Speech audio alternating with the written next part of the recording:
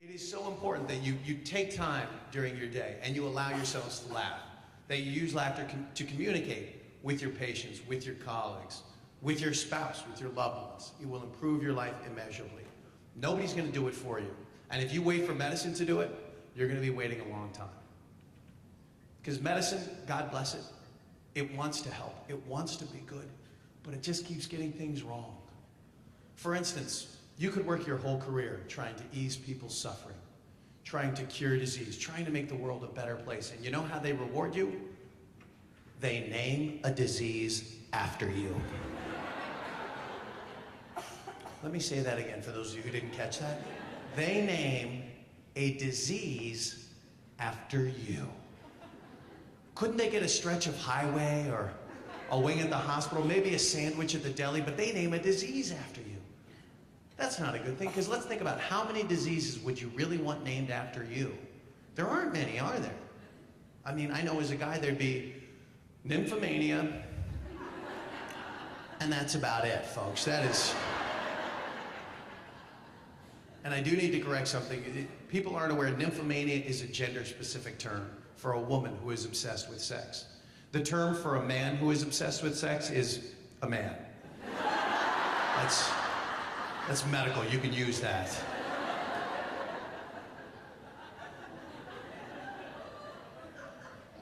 But my point is, I'm concerned about this, because you know what I foresee happening is we're having such a tough time raising money for research.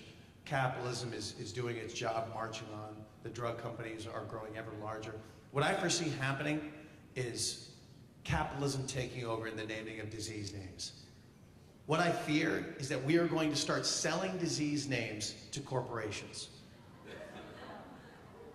Believe me, this could happen. What's gonna, because they're gonna like it, their name will be everywhere. People will hear about it, and what I'm scared about is that they're gonna buy diseases based on their taglines for their advertising. I don't want to see this, folks. Benign prostatic hypertrophy, brought to you by Maxwell House. Good to the last drop.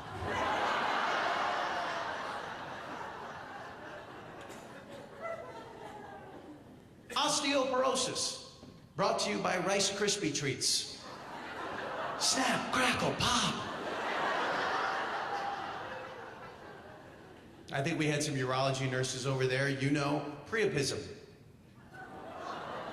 For those of you who aren't urologists, that's a persistent, painful male erection. And you know a car company is going to swoop in and get this, because it sounds like a car, doesn't it? The Priapism by Chevrolet. Like a rock.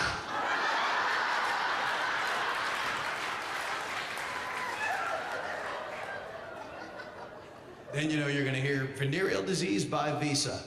It's everywhere you want to be.